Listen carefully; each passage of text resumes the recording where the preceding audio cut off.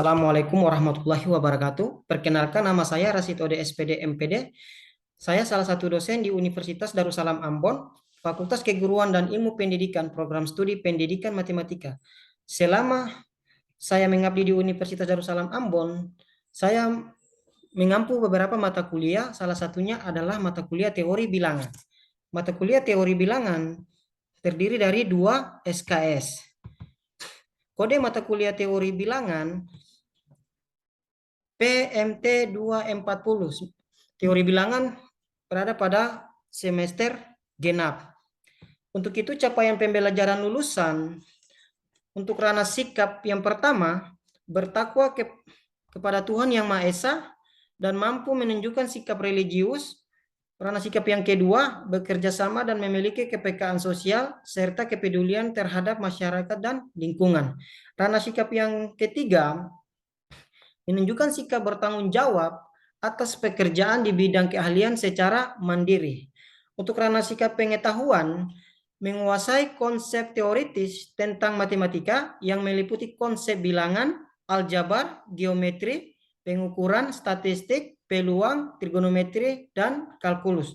Untuk ranah keterampilan, mampu menerapkan pemikiran logis, kritis, sistematis, inovatif dalam konteks pengembangan atau implementasi dan teknologi yang memperhatikan dan menerapkan nilai humaniora yang sesuai dengan bidang keahliannya.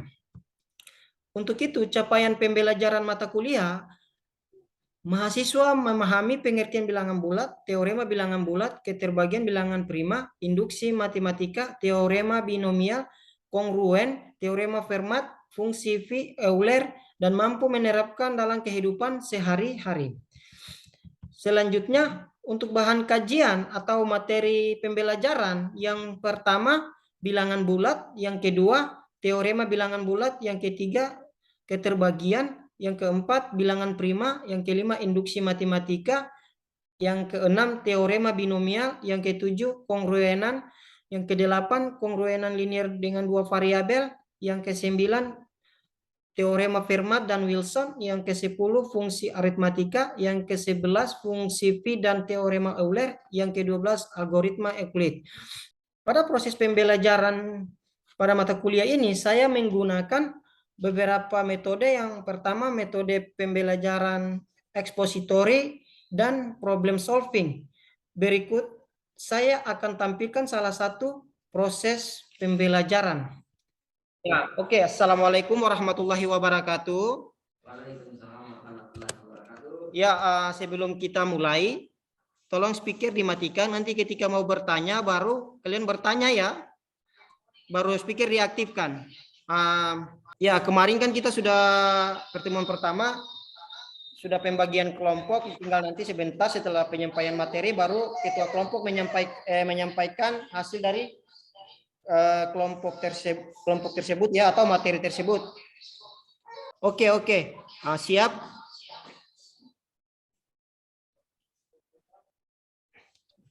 Oke ya. Materi kita yang pertama tentang bilangan bulat. Bisa kita lihat di situ bahwa apakah adik-adik sekalian ada yang tahu yang namanya bilangan bulat?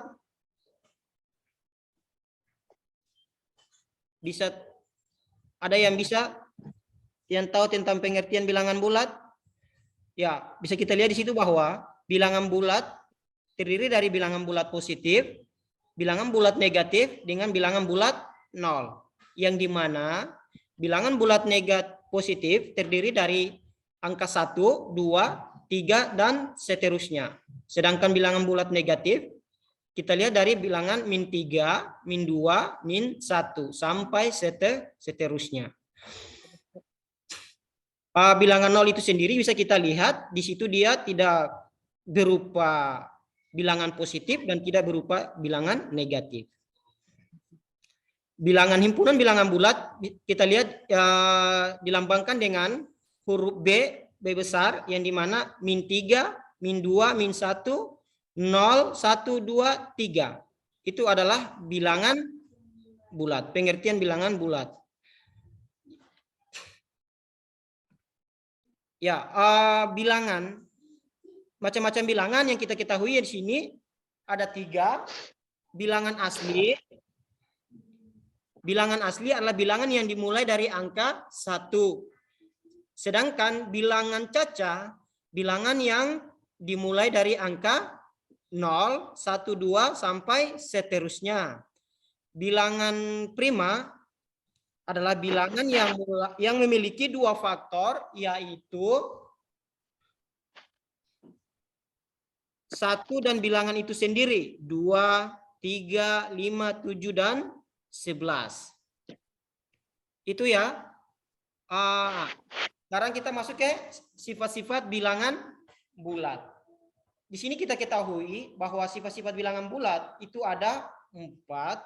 Sifat tertutup, sifat komutatif, sifat asosiatif, sifat distributif. Kalau sifat komutatif yaitu dia pertukaran, sifat asosiatif yaitu dia pengelompokan, sifat distributif ya penyebaran.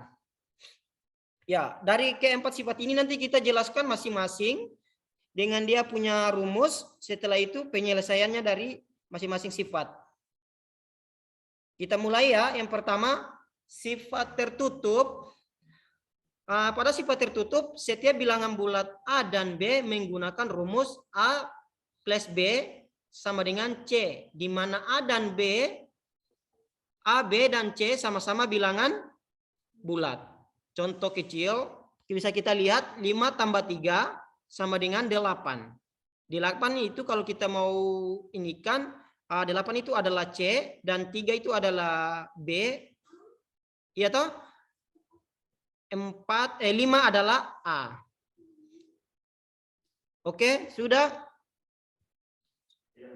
Sudah paham tentang sifat tertutup? Oke. Yang kedua, sifat komutatif yang dimana yaitu sifat pertukaran. Bisa kita lihat bahwa sifat yang sering disebut sebagai sifat pertukaran ini adalah di dalam 2 jenis operasi hitung, yakni operasi hitung penjumlahan dan operasi hitung perkalian. Di sini nanti pada hasil akhirnya tidak akan ada perbedaan karena angka yang ditukarkan akan tetap menghasilkan hasil yang sama. Namun, sifat komutatif hanya berlaku untuk penjumlahan dan perkalian. Itu sifat komutatif, sifat pertukaran tadi. Dia hanya berlaku pada sifat sifat perkalian dengan penjumlahan. Untuk pengurangan dengan pembagian, rumus sifat komutatif pada operasi hitung penjumlahan adalah sebagai berikut. Bisa kita lihat di sini sifat komutatif pada operasi hitung penjumlahan A plus B sama dengan B plus A. Dia sistem pertukaran ya. Ini sifat komutatif tadi pada penjumlahan. Contoh soalnya 3 tambah 5 sama dengan 5 tambah 3. Tinggal kita tukar saja kan. Kita balik saja. 3 tambah 5 dengan 5 tambah 3. Untuk rumus sifat komutatif pada perkalian adalah A kali B sama dengan B kali A. Yang tadi kan pada penjumlahan, sekarang ini pada perkalian. A kali B sama dengan B kali A. Itu rumus komutatif pada perkalian. Udah? Contohnya bisa kita lihat di situ. 3 kali 5 sama dengan 5 kali 3. Contoh lain juga bisa kita buat.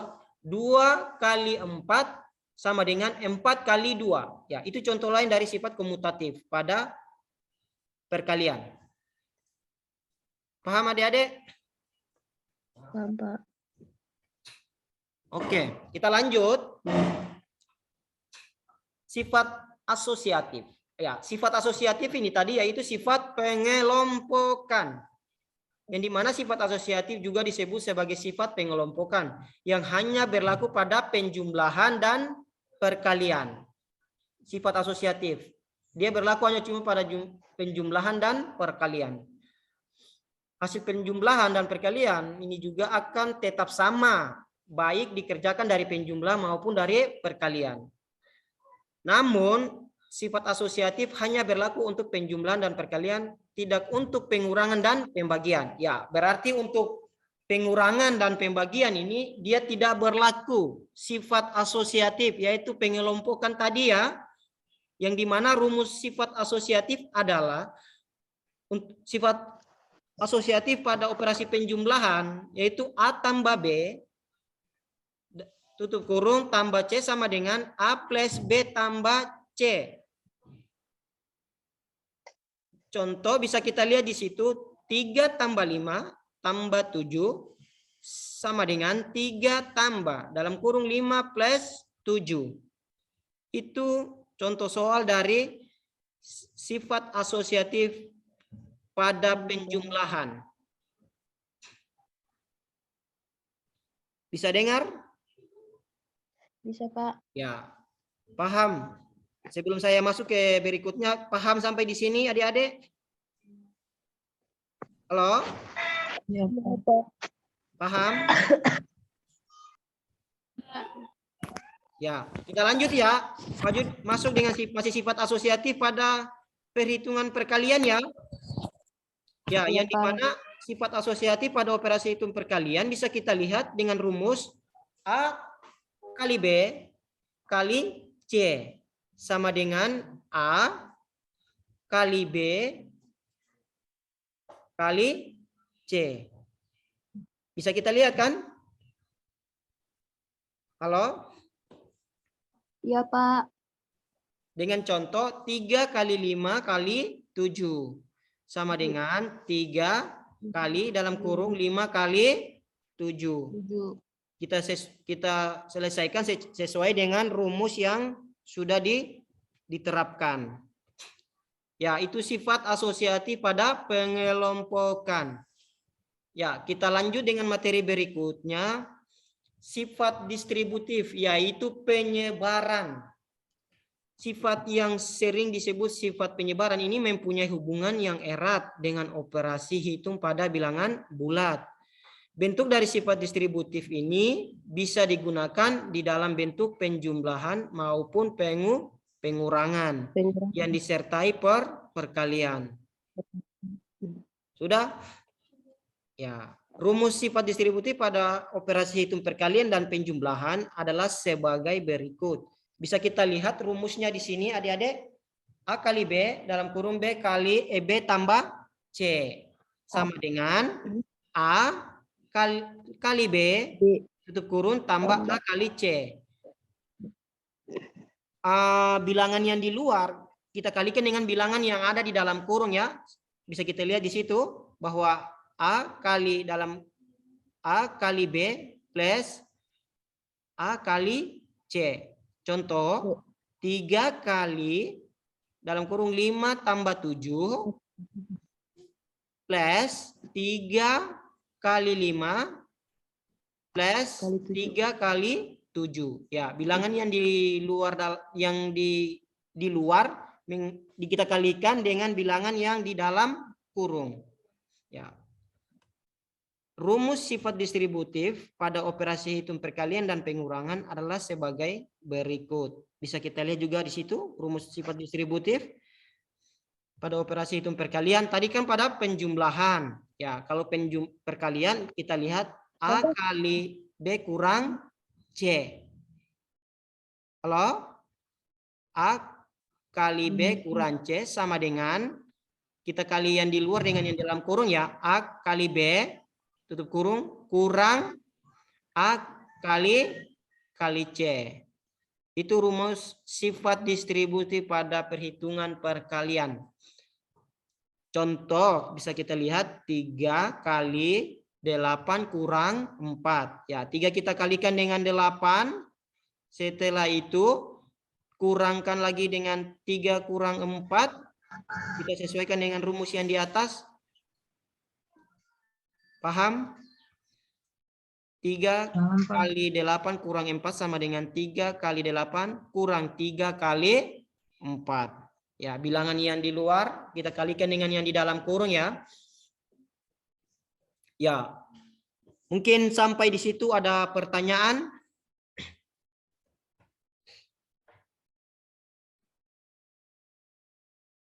Halo? Ada pertanyaan adik-adik? Ada, Pak. Ya. Yang bertanya silakan dikeras anukan speakernya biar yang lain juga bisa mendengar. Iya, Pak. Oke, baik. Terima kasih, Pak. Atas kesempatan diberikan kepada saya untuk mengajukan satu pertanyaan. Ya.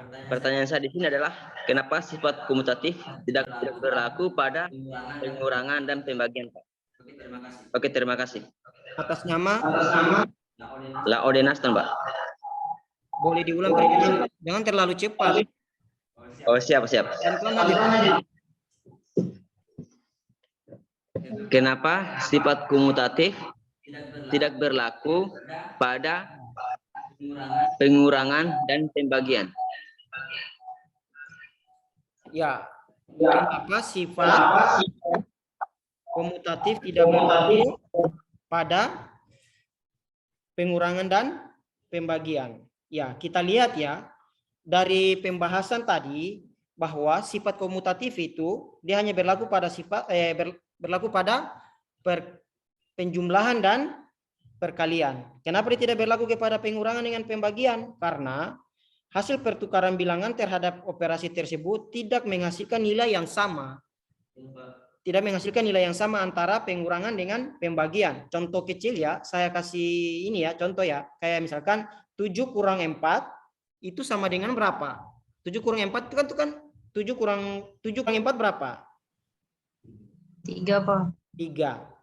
Kalau 4 kurang 7 berapa?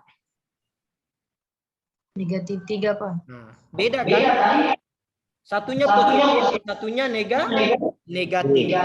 Nah, itu untuk pengurangan. Kalau untuk pembagian 8 bagi 2. 8 bagi 2 kan 4. Halo? Nah, 8 bagi 2 4.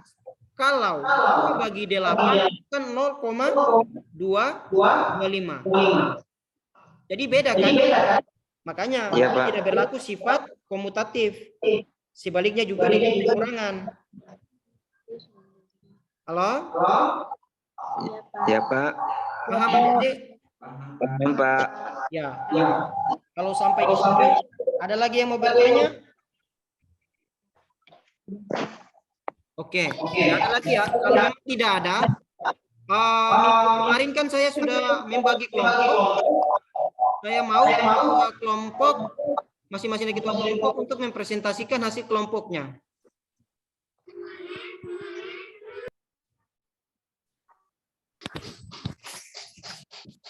Halo?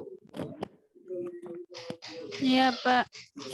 Yang lain mau masuk tapi tidak bisa, Pak. Yang lain?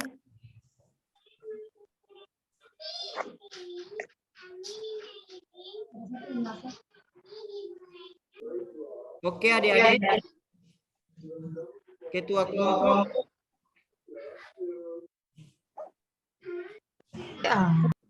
Masing-masing ketua kelompok bisa menjelaskan sesuai dengan kelompoknya masing-masing ya. Iya, Pak.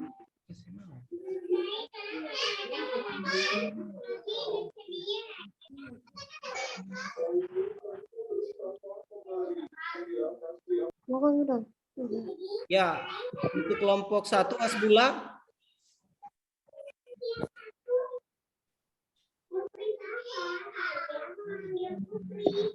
Halo?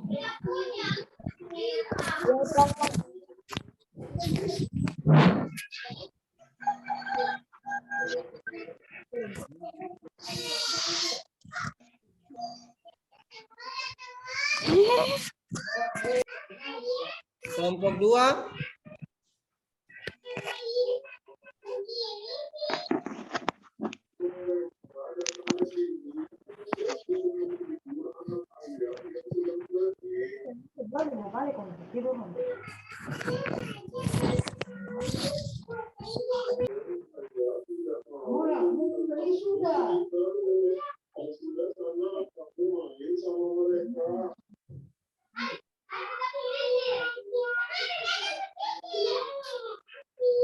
Halo?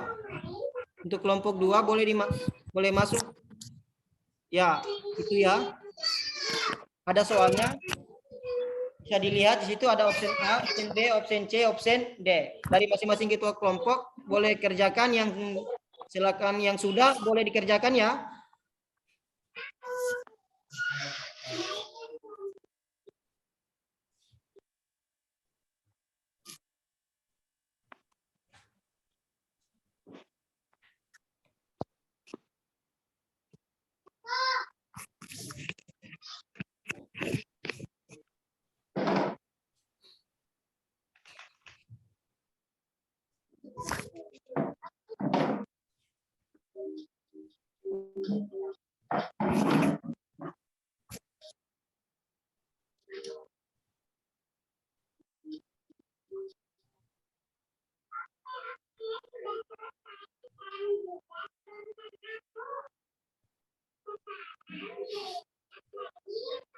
Saya berikan waktu 3 sampai 5 menit ya untuk kerja kelompok.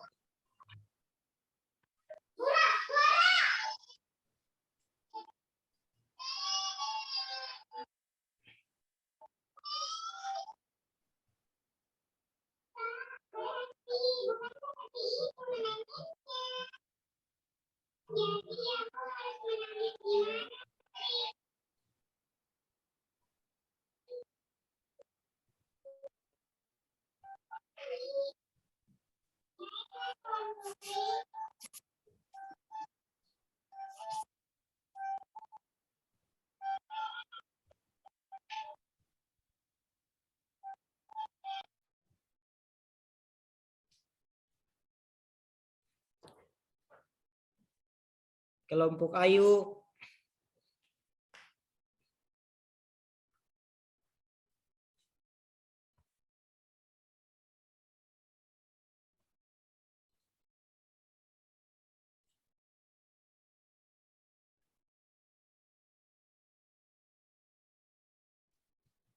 Halo?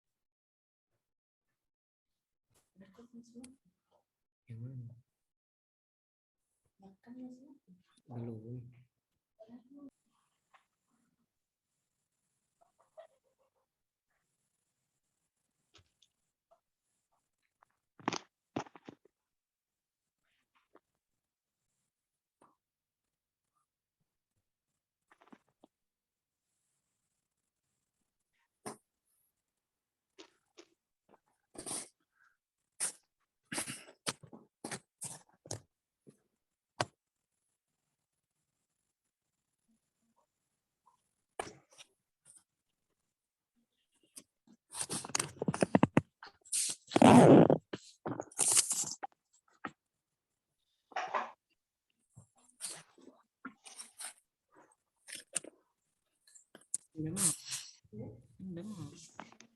Iya. Ini kan.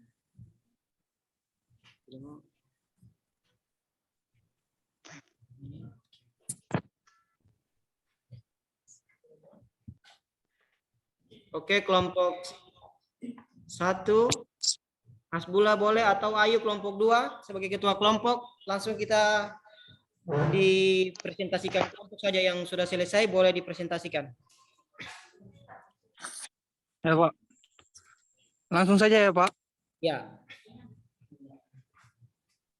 Yang soal nomor A, pertama soalnya bunyinya 7 tambah min 12 sama dengan adalah itu termasuk sifat kooperasi pada penjumlahan. Rumusnya P tambah Q sama dengan Q tambah P. Cara kerjanya adalah 7 tambah min 12 sama dengan dibalik min 12 tambah 7. Sudah, Pak. Ada tanggapan dari kelompok lain? Dari kelompok Ayu, ada tanggapan tentang apa yang dijelaskan oleh kelompok 1 tadi? Ya, kalau memang tidak ada, saya rasa jelas ya apa yang dijelaskan oleh kelompok 1 tadi. Ya, soal nomor 2, ada yang bisa? Kelompok 2? Selain ketua kelompok, ada teman-temannya juga dari kelompok 2? Atau kelompok 1 masih, kalau selama masih bisa, silakan dijelaskan soal nomor 2. Pak, saya jawab 4 soal langsung saja ya, Pak. Ya, jawab 3 soal saja. 3 soal saja 3 dijawab soal ya. saja, Pak. Ya. Kalau memang kelompok 1 mampunya sampai 4, tapi saya ini sampai 3 soal saja ya. Ya, 3 soal saja. Ya, Pak. Ya. Pak, berarti 1, 2, 3 saja, Pak. 1, 2, 1, 3 2, 3 saja. saja, Pak. Ya.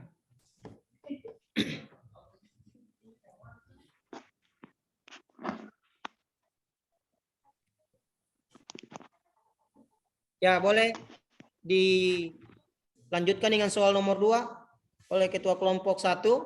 Ya, Pak. Soal nomor 2 adalah bunyinya 7 tambah min 7 sama dengan rumusnya di sini itu termasuk rumus inverse atau balikan. Rumusnya Balikan. berbunyi 4 tambah min P sama dengan min P tambah P sama dengan 0. Ya. Cara kerjanya adalah 7 tambah min 7 sama dengan min 7 tambah 7 sama dengan 0. Ya. Itu termasuk inverse pada penjumlahan, Pak. Ya, penjumlahan ya. Ya. Ada tanggapan dari kelompok 2? Ada Ya, Pak. tanggapan? Ya. Dari kelompok 2 Ayu Ashari.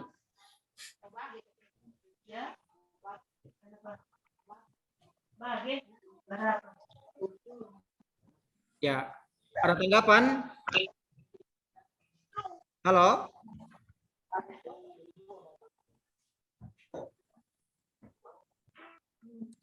Ya, kalau tidak ada, kita lanjut dengan soal nomor 3 ya. Ya, soal nomor 3. Soal nomor 3 kita pakai rumus dari sifat asosiatif. Rumusnya P kali Q sama P kali Q kali R sama dengan P kali dalam kurung Q kali R. Di sini cara kerjanya adalah min 3 kali 5 tutup kurung kali 2 sama dengan min 3 kali dalam kurung 5 kali 2. Itu termasuk sifat asosiatif, Pak. Ya, itu termasuk sifat asosiatif pada Perkalian. perkalian. Ada tanggapan dari kelompok 2? Apakah ada tanggapan dari kelompok 2? Ada ya? Kalau ada, persilakan namanya siapa? Ya. Kalau memang tidak ada, kita akhiri perkuliahan kita hari ini. Nanti kita lanjut minggu depan dengan berikutnya materi tentang teorema bilangan bulat. Untuk itu saya dari 15 siswa berapa orang yang hadir? Halo? Ya, nanti kehadirannya di chat saja ya. Cat nama saja ya. Kan ada catnya di bawah. Bisa nanti di chat saja. Ya. Oke. Untuk itu saya minta terima kasih banyak kepada adik-adik yang sudah ikut perkuliahan Zoom pada hari ini. Saya akhiri dengan mengucapkan wabillahi taufiq wal hidayah. Wassalamualaikum warahmatullahi wabarakatuh. Waalaikumsalam warahmatullahi wabarakatuh. Sampai ketemu nanti di pertemuan berikutnya ya. Iya, Pak. Iya, Pak. Iya, Pak.